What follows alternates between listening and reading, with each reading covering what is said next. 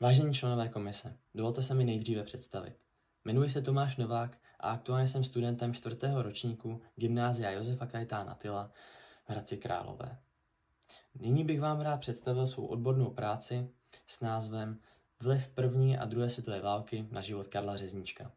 Toto téma jsem si vybral převážně kvůli tomu, že mě opravdu zajímá historie a celkově jakýsi koloběh dějin a Karel Řezníček je zároveň mým prapradědou a chtěl jsem o něm zjistit více.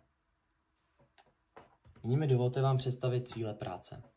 Prvním a stěžejním cílem celé práce je jednoznačně vliv první a druhé světové války na ten jistý život Karla Řezníčka.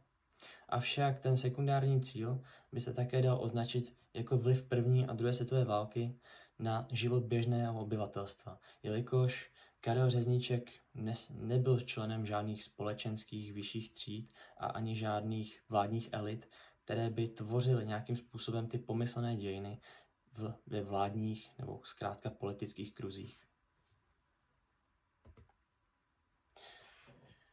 Osnova mé práce je jednoduchá, je dělena na dvě části, na teoretickou část a na praktickou část. V teoretické části jsem z odborné literatury čerpal obecné informace právě o dějinných událostích a v praktické části jsem se věnoval jejím porovnání právě se životem Karla Řezníčka a jistými dopady právě na jeho život a tím, jak ho ovlivnili. Můžete vidět, že jsem udělal vlastně 3 části, období 1914 až 1918, období 1918 až 1938 a období 1938 až 1945, jak v teoretické, tak i v praktické části. Teoretická část se tedy začíná formovat obdobím 1914 až 1918, kde detailněji popisují východní frontu, československé legie v Rusku a následky první světové války. Tyto všechny 3 významné faktory velmi ovlivnily právě život Karla Řezníčka. Poté období 1918 až 1938 popisují život v první republice převážně velkou hospodářskou krizi, která velmi ovlivnila znovu život Karla Řezníčka.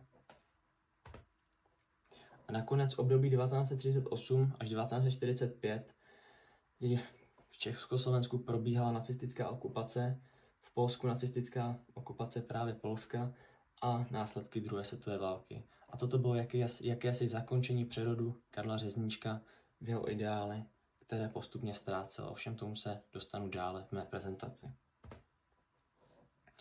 Nyní v praktické části je důležité období 1914 až 1918, kdy jsem nejdříve zkoumal důkladně rakousko-uherskou armádu a působení Karla Řezníčka v ní.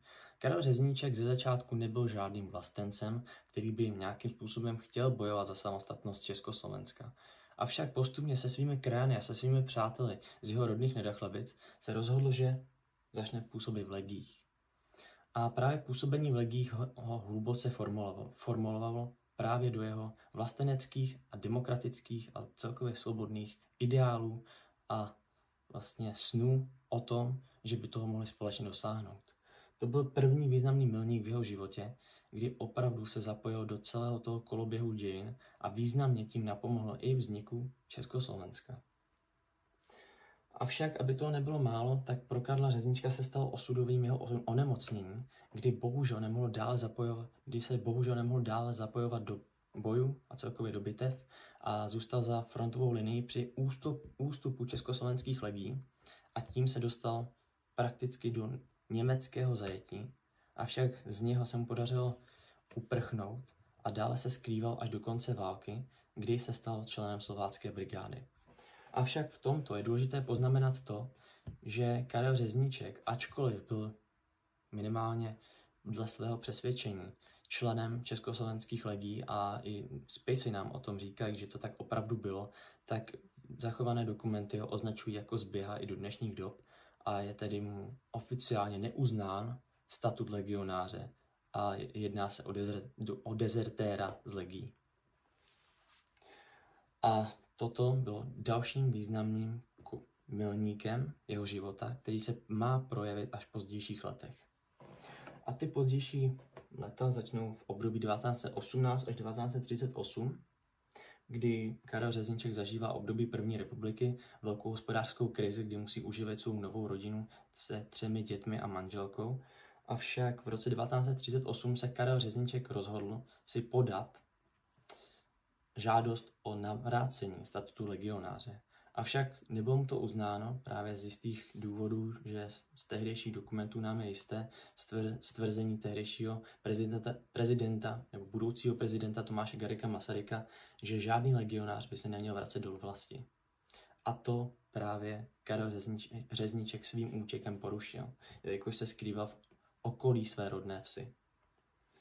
A právě tento pocit mohl formovat vlastně jakousi zradu od jeho vlastních spolubojovníků, jeho vlastních přátel a pomalu se odvrací od těch vlasteneckých ideálů a principů. A vlastně nejen vlasteneckých, ale i demokratických a celkově svobodomyslných. Nic na tomto faktu nepomáhá ani to, že opravdu jako velkou zradu vnímá i Mnichovskou dohodu. Zde můžeme vidět archivní materiály, které se nám zachovaly, konkrétně kmenový list a vlastně dopisy Karla Řezníčka z kanceláří československých legií ohledně navrácení statutu legionáře.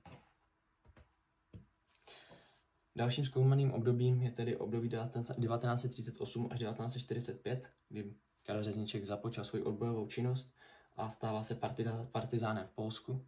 A toto vše vyvrcholilo v to, že Karel Řezníček se zapojil do socialisticko-komunistických, dejme tomu, odbojových frakcí, kde si začal formulovat jakýsi nový smysl života a to myšlenku komunismu a celkově nový ideál, který se mu stal vlastně vlastním. A to byla podpora Sovětského svazu, socialismu a potažmo po válce komunistické strany Čech a Československa. Zde je také na fotografii Karel Řezníček se svojí partizánskou skupinou v Polsku se skupinou Chelm. Dále vyznamenání Polské lidové republiky, kterému bylo uděleno taktéž po válce za jeho zásluhy v odboji a také se dostal do literatury, konkrétně do polské literatury. Vedle něho můžeme vidět například i budoucího prezidenta Gustáva Husáka. Závěr mé práce. Je tedy teoretický popis událostí z let 1914 až 1945, které se tedy týkaly Karla Řezníčka.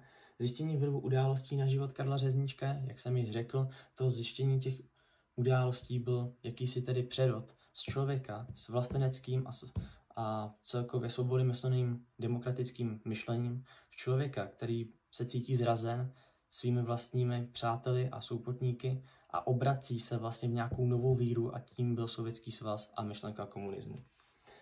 A tudíž zjištění vlivu událostí na život běžné populace, jelikož právě Mnichovská dohoda a celkově dá se říct možná i sociální problémy první republiky zapříčinily jistou popularitu komunistické strany Československa a pozdější velkou popularitu Klementa Gottwalda a jeho dalších spolupracovníků a únorový převrat. Nyní vám děkuji za pozornost a přeju vám pěkný den.